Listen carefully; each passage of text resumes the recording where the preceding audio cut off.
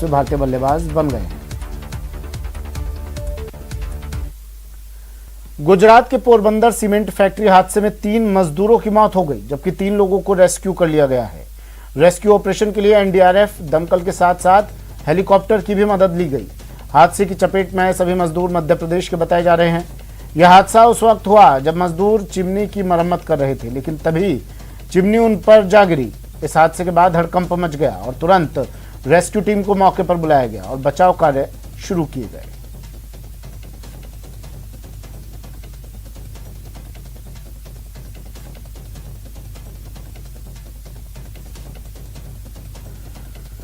तो गुजरात में के पोरबंदर में हादसा, 3 मजदूरों को बचाया गया इस हादसे में, लेकिन कुछ लोग हताहत भी हुए हैं और रेस्क्यू ऑपरेशन अब भी जारी है।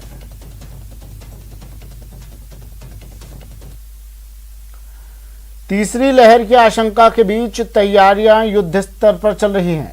दूसरी लहर में ऑक्सीजन की किल्लत को देखते हुए इस बार ऑक्सीजन पर राज्य सरकार का विशेष फोकस है। प्रदेश भर में 436 एयर टू ऑक्सीजन प्लांट स्थापित किए जा रहे हैं। खास बात यह है कि 30% प्लांट शुरू हो चुके हैं और बाकी को भी अगले महीने तक ऑपरेशनल करने की डेडलाइन है। इसके अलावा 60 से अधिक बेड वाले प्राइवेट अस्पतालों को भी जल्द से जल्द ऑक्सीजन जनरेशन प्लांट स्थापित करने के निर्देश दे दिए गए हैं।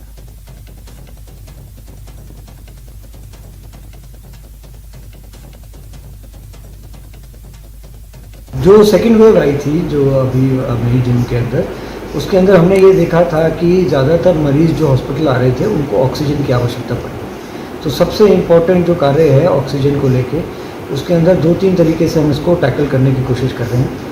लगभग 436 ऑक्सीजन प्लांट्स या जो एयर टू ऑक्सीजन प्लांट्स होते हैं वो सरकारी अस्पतालों में लगाए जा रहे हैं। इसके अंदर सीएचसी से लेके मेडिकल कॉलेज के हॉस्पिटल रहेंगे। ऑक्सीजन की कमी के कारण तड़पते मरीज और परिजनों के दर्द को हर किसी ने देखा है, लेकिन राज्य सरकार ने इसे समझते हुए प्रदेश में बड़े पैमाने पर तैयारियां कर ली हैं। अब अगर तीसरी लहर आती भी है तो ऑक्सीजन की कमी के कारण किसी भी मरीज की मौत नहीं होगी, और अगर नहीं भी आती है तो राज्य में ऑक्सीजन को लेकर बड़ा इंफ्रास्ट्रक्चर खड़ा हो गया है जो भविष्य में भी काम आएगा।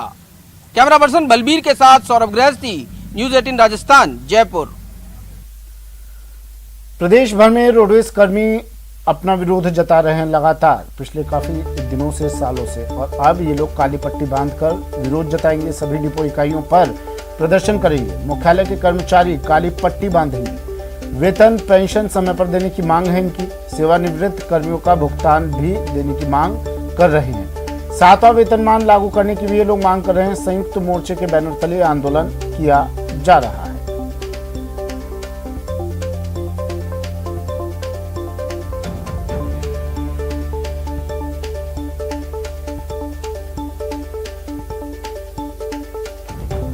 रोडवेज कर्मियों का विरोध प्रदर्शन, काली पट्टी बांधकर जताएंगे विरोध। सभी डिपो इकाइयों पर प्रदर्शन किया जाएगा। मुख्यालय के कर्मचारी काली पट्टी बांधकर अपना विरोध प्रदर्शन करेंगे। इनकी कुछ मांगे हैं जिसको लेकर लगातार ये आंदोलनरत हैं, विरोध प्रदर्शन कर रहे हैं। वेतन और पेंशन समय पर देने की मांग कर रहे हैं। सेवानिवृत्त कर्मियों के भुगतान की भी इनकी मांग है। साथ ही 7वां वेतनमान लागू करने की भी मांग रोडवेज कर्मी पिछले काफी समय से कर रहे हैं।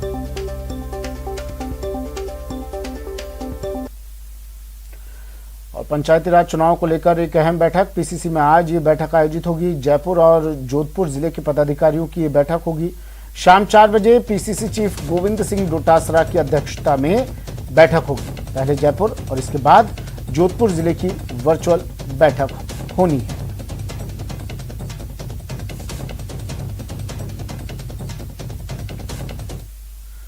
पंचायती राज चुनाव के लिए कांग्रेस कोई कसर छोड़ने को तैयार नहीं है। पीसीसी में कल दौसा, भरतपुर, सवाई माधोपुर और सिरोही जिले में चुनाव को लेकर विधायकों और पदाधिकारियों के साथ चर्चा हुई। बीजेपी की गुटबंदी पर तंज करने के साथ ही कांग्रेस सभी 6 जिलों में जीत के दावे भी कर रही है। ये रिपोर्ट देखिए। पंचायत चुनाव पर कांग्रेस का प्लान। जीत की रणनीति बीजेपी पर तंज। वो ये दर्द बयां करना पड़े कि मेरे पोस्टर गायब कर रहे हैं लेकिन मेरे कोई फर्क नहीं पड़ेगा, तो आप समझ सकते हो कि वो टूटे हुए लोग हैं, बिखरे हुए लोग हैं, वो आपस में झगड़ते हुए लोग हैं। 6 जिलों में होने वाले पंचायती राज चुनाव के आगाज के साथ ही प्रदेश का माहौल चुनावी हो गया है। सभी 6 जिलों में जीत का परचम लहराने के लिए पीसीसी चीफ गोविंद सिंह डोटासरा की अध्यक्षता में कांग्रेस की एक बैठक हुई, जिसमें विकास कार्य का फायदा गांव-गांव तक पहुंचाने के साथ ही युवाओं को सत्ता में भागीदार बनाने पर भी मंथन हुआ। हमारा प्रयास रहेगा कि ज्यादा से ज्यादा युवा लोग पंचायत राज के माध्यम से आगे निकल करके कांग्रेस पार्टी की विचारधारा में जो विश्वास रखते हैं वो लोग चुनाव जीत करके आएं और सरकार जो बेहतर कार्य कर रही है उसकी योजनाओं का लाभ ज्यादा से ज्यादा ग्रामीण क्षेत्र में मिले। माहौल चुनावी है तो एक दूसरे पर आरोप प्रत्यारोप की सियासत भी खूब चल रही है। पोस्टर विवाद पर वसुंधरा राजे के बयान को लेकर कांग्रेस बीजेपी पर हमलावर है। कांग्रेस का आरोप है कि बीजेपी नेताओं के बीच पोस्टर पॉलिटिक्स जारी है, ऐसे में वो प्रदेश के बारे में कैसे सोचेंगे। भारतीय जनता पार्टी जो प्रतिपक्ष की भूमिका में उनको काम करना चाहिए वो नहीं करके आपस में झगड़े कर रही है। कल ही वसुंधरा जी ने देखो, आप कह रहे हैं कि मैं तो दिलों में राज करती हूँ, मुझे पोस्टरों की आवश्यकता नहीं है। एक 2 बार मुख्यमंत्री को ये दर्द बयां करना पड़े कि मेरे पोस्टर गायब कर रहे हैं लेकिन मेरे कोई फर्क नहीं पड़ेगा, तो आप समझ सकते हो कि वो टूटे हुए लोग हैं, बिखरे हुए लोग हैं, वो आपस में झगड़ते हुए लोग हैं, उनको प्रदेश की चिंता नहीं है। वहीं पीसीसी में जीत की रणनीति बनाने वाले कांग्रेस नेताओं का दावा है कि हर हाल में पंचायत और नगर परिषद चुनाव में कांग्रेस की ही जीत होगी। कार्यकर्ताओं में कांग्रेस के प्रति आस्था है, विश्वास, और जिस तरह से 4 विधानसभा के चुनाव में हम लोग कांग्रेस के विधायक जीते थे, निश्चित तौर पे हमारी सारी पंचायत समितियां बनेंगी और हमारा जिला प्रमुख भी कांग्रेस का बनेगा। विधानसभा क्षेत्र महुआ में 2 पंचायत समिति हैं, एक पंचायत समिति महुआ और दूसरी पंचायत समिति बैजूपाड़ा। दोनों पंचायत समिति में हमारा उद्देश्य एक ही रहेगा, कांग्रेस का प्रधान किस तरह से बैठे और वहाँ लोगों की मदद, क्योंकि ये अगर पंचायत चुनाव में भी कांग्रेस जीत करके आती है और कांग्रेस की सरकार है तो हमारे क्षेत्र के विकास के नए आयाम तय होंगे।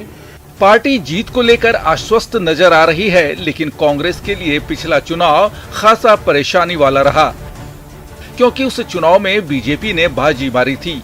हालांकि इस बार कांग्रेस को जीत का भरोसा है, लेकिन इसका फैसला तो जनता ही करेगी। Dinesh Sharma, news 18 network, Jaipur. Corona काल में विधानसभा उपचुनाव हुए, अब पंचायती राज के चुनाव होने जा रहे हैं, लेकिन छात्र संघ चुनाव टलता जा रहा है। अब इसको लेकर सवाल उठ रहे हैं। जब कोरोना काल में हुए सब चुनाव, तो छात्र संघ चुनाव में अड़चन क्यों? जब प्रदेश में पंचायत राज का चुनाव हो सकता है तो छात्र संघ चुनाव चूंकि बहुत समझदार छात्रों का चुनाव होता है तो ये निश्चित तौर से ये बहुत सफल होगा। सवाल यही है, संकट काल में जब विधानसभा उपचुनाव से लेकर पंचायती राज के चुनाव हो सकते हैं, तो छात्र संघ के चुनाव क्यों नहीं? जी हाँ, कैंपस भले ही सूना है, लेकिन छात्र राजनीति एक्टिव है। छात्र नेता सवाल कर रहे हैं, छात्र संघ चुनाव की मांग कर रहे हैं। छात्र संघ चुनाव नहीं होंगे तो कहीं ना कहीं छात्रों की आवाज दबती जाएगी, छात्रों के ऊपर प्रशासन हावी रहेगा। इन्हीं चीज़ों से लड़ने के लिए, इन्हीं चीज़ों को जो गलत चीज़ें हैं उनको और पुरजोर तरीके से उठाने के लिए छात्र संघ चुनाव बेहद जरूरी है। चुनाव छात्र संघ के चुनाव कराए जाएं ताकि छात्रों को एक नेतृत्व मिल सके और सशक्त छात्र संघ के माध्यम से इन छात्रों की समस्याओं को एक मजबूत मंच मिल सके। इसलिए मेरा सरकार से निवेदन है कि कोरोना की परिस्थितियों को ध्यान में रखते हुए छात्रों की सुरक्षा हमारे लिए सर्वप्रथम है, उनकी सुरक्षा को ध्यान में रखते हुए छात्र संघ चुनाव कराए जाएं। मेरा सरकार से निवेदन है कि वो जल्द से जल्द इसके ऊपर एक कमेटी बनाए और छात्र संघ चुनाव की जल्द से जल्द घोषणा होनी चाहिए। जब प्रदेश में पंचायत राज का चुनाव हो सकता है तो छात्र संघ चुनाव चूंकि बहुत समझदार छात्रों का चुनाव होता है तो ये निश्चित तौर से ये बहुत सफल होगा और इसमें किसी प्रकार की कोई समस्या मेरे को नहीं लगता कि आएगी। वहीं इसको लेकर उच्च शिक्षा मंत्री भंवर सिंह भाटी का कहना है कि अभी कॉलेजों में एग्जाम चल रहा है, जब कॉलेज खुलेंगे तब छात्र संघ चुनाव पर कोई फैसला लिया जाएगा। और अभी चूंकि थर्ड ईयर की परीक्षाएं हमारी पूरी होगी, उसके बाद रेगुलर हमारे कॉलेज जो ऑनगोइंग चल पाएंगे। तो जहां तक छात्र संघ चुनाव की बात है तो कॉलेज खुलने के बाद में उस पर कोई निर्णय लिया जाएगा। साफ है छात्र संघ चुनाव अभी और टलेगा। ऐसे में कई छात्र नेताओं को इस बात का डर सता रहा है कहीं चुनाव लड़ने की तय उम्र सीमा पार ना हो जाए, क्योंकि लिंग 2 कमेटी की सिफारिश के मुताबिक छात्र संघ चुनाव लड़ने की उम्र 25 साल तक ही है। न्यूज़ 18 राजस्थान के लिए जयपुर से महेश दाधीच की रिपोर्ट।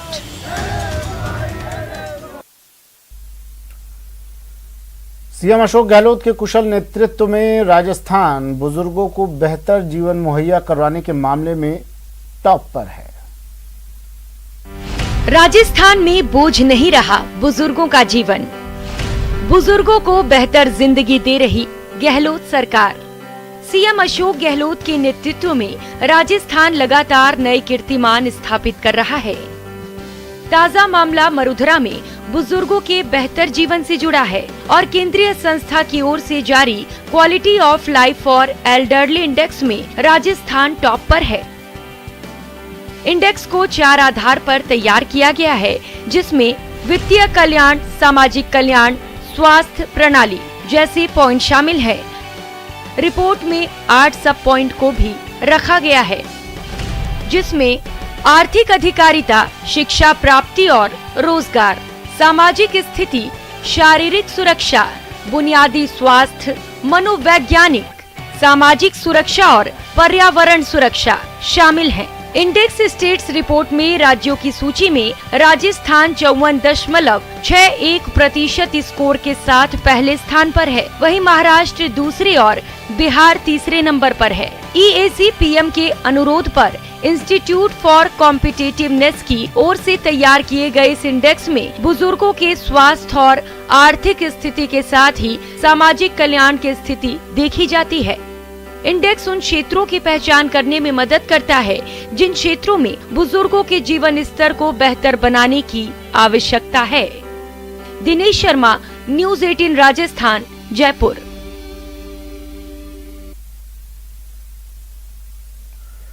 अब एक ऐसे गांव की खबर जिसने 33 साल पहले विकास के सपने के साथ एक शुरुआत की थी, लेकिन 3 दशक बाद गांव वालों के लिए वो सपना गले की फांस बन गया।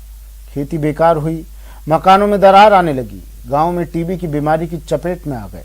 लेकिन अगर कुछ नहीं हुआ था तो वो है विकास। ये कहानी है जैसलमेर के जोगा गांव की। हकीकत जानने के लिए न्यूज़ 18 की टीम पहुंची ग्राउंड जीरो पर। देखिए श्रीकांत व्यास की स्पेशल रिपोर्ट। लाइमस्टोन की फांस। आंखों में थी विकास की आशा, हृदय में था गांव का उत्थान। धूल में घुट गई सांसें, टूट गई आस और छलनी हो गया गांव। जी हाँ, RSMM आया 33 साल हो चुके हैं। लोगों की विकास की जो आशाएं थी, 33 वर्ष पूर्व लोगों का मानना था कि विकास होगा और उनका जीवन जो है वो कहीं न कहीं सुधर जाएगा। विकास के सपने में खोया जीवन। RSMM सोनू माइंस में DMT फंड और CSR फंड के लिए करोड़ों बजट आता है, लेकिन यहाँ जोगा गांव में बिल्कुल बजट नहीं खर्च किया गया है। बिल्कुल विनाशकारी हो रहा है, एक भी बजट खर्च नहीं कर रहे। 33 साल पुराना फैसला, अब सजा।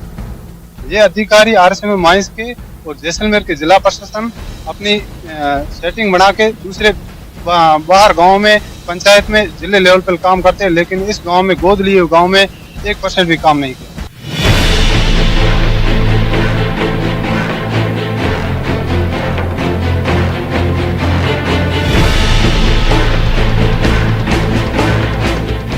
लाइमस्टोन से गांव के विकास को पंख लगने की सोच रखने वाले जैसलमेर के जोगा गांव के लोगों को 33 साल पहले लिए एक फैसले पर गलती का एहसास हो रहा है। जब लोगों को जो ये RSM आई थी, उस पर मेरी उम्मीद थी। सन 88 में आई थी, जब इन्होंने Sonu mines, RSM Sonu mines, जबकि ये पूरा इलाका जोगा का। अब उनको उम्मीद थी कि हमारे लोगों को चलो कम से कम हमारी जमीन जाएगी तो कम से कम हमको धंधा विकास तो मिलेगा, धंधा तो मिलेगा, रोजगार तो मिलेगा। उसके नाम मात्र कुछ नहीं।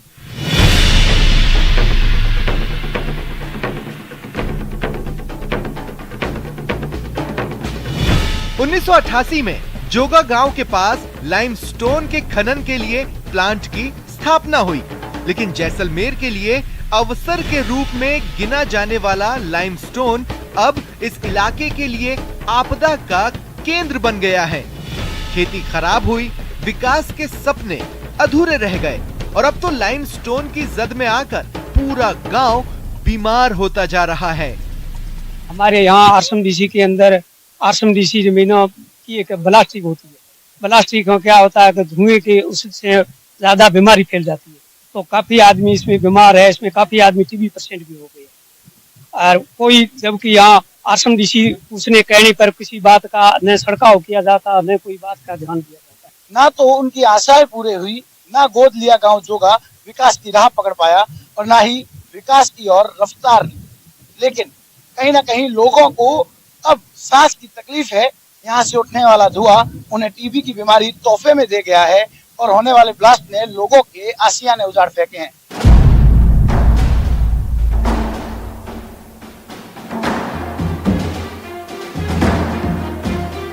तो न सिर्फ गांव वालों के सपने टूटे, बल्कि जोगा गांव के साथ ही आसपास के 12 गांवों की खेती लाइमस्टोन के महीन पाउडर के कारण खत्म हो गई और अब तो खतरा उनके आशियानों पर भी दिखने लगा है। हमारे 12 गांव के जो गेहूं होते थे, 1000 ट्रक गेहूं होते थे इस खरीन में, वो खरीन बिल्कुल आज बबूलों से भरा हुआ है, किसी काम का नहीं है।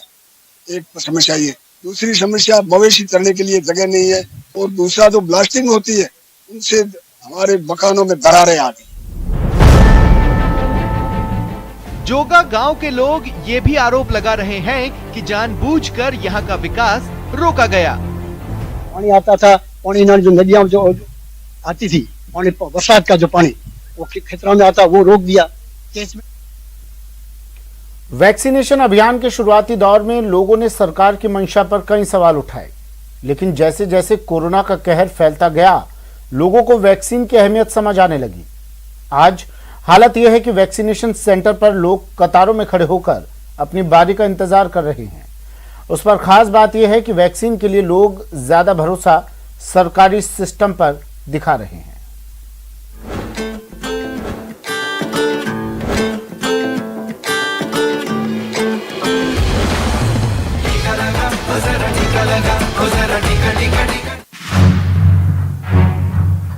सोलह जनवरी को जब देश के कई राज्यों में वैक्सीनेशन अभियान की शुरुआत हुई, तब लोगों के मन में वैक्सीन को लेकर कई सवाल थे। लोग वैक्सीन से बचने के लिए बहाने बनाते नजर आते थे, लेकिन जब कोरोना की दूसरी लहर ने देश में दस्तक दिया और देखते ही देखते जब देश की एक बड़ी आबादी इसकी चपेट में आने लगी, तब जाकर लोगों को वैक्सीनेशन की अहमियत समझ में आने लगी। आज आलम यह है कि वैक्सीनेशन सेंटर्स की तस्वीरें बिल्कुल बदल चुकी है। टीका केंद्र पर लोगों की लंबी लंबी कतारें और वैक्सीन नहीं लगा पाने के हालात में मचता हंगामा गवाह है कि लोग अब कैसे टीके के लिए बेकरार हैं। खासकर राजस्थान की बात करें तो यहाँ की हालात पहले से बिल्कुल उलट नजर आती है। सरकारी अस्पतालों के अंदर बहुत ही अच्छे व्यवस्थित तरीके से वैक्सीनेशन हो रही है और व्यक्ति जब आता है उसको बहुत देर वेट नहीं करनी पड़ती है। आता है, उसके रजिस्ट्रेशन कर लेते हैं हम, तुरंत ही वैक्सीन लगा देते हैं। बीते 5 महीनों में टीके को लेकर लोगों की बदली सोच में एक खास बात और भी नजर आती है, वो ये कि टीके के लिए लोगों का भरोसा प्राइवेट सेंटर से ज्यादा सरकारी केंद्रों पर है, जबकि केंद्र सरकार ने निजी सेंटर्स पर भी सकुशल वैक्सीन लगाने की सुविधा प्रदान की, जहां टीके को लेकर धक्का मुक्की भी कम है। बावजूद इसके लोगों की भीड़ सरकारी सेंटर्स पर ही उमड़ रही है।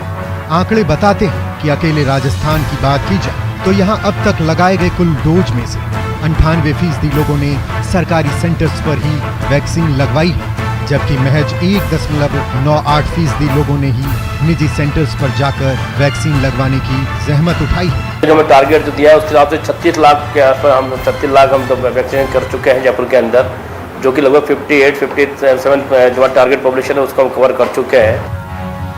आपको बता दें, अकेले जयपुर में ही 100 से अधिक निजी रजिस्टर्ड सेंटर्स हैं, लेकिन उनमें से सिर्फ 45 सेंटर्स पर ही वैक्सीन लगाई जा रही है। जबकि प्रदेश के अन्य जिलों की बात करें तो ज्यादा निजी सेंटर्स नहीं है, लेकिन सरकारी सेंटर्स पर मिल रही बेहतर व्यवस्था, मुफ्त वैक्सीनेशन सरकारी सिस्टम पर लोगों के भरोसे का कारण बना हुआ है।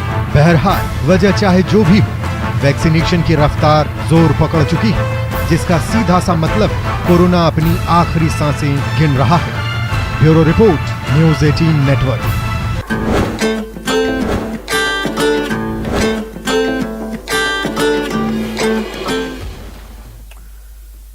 बुलेटिन में फिलहाल इतना ही, दीजिए इजाजत, नमस्कार।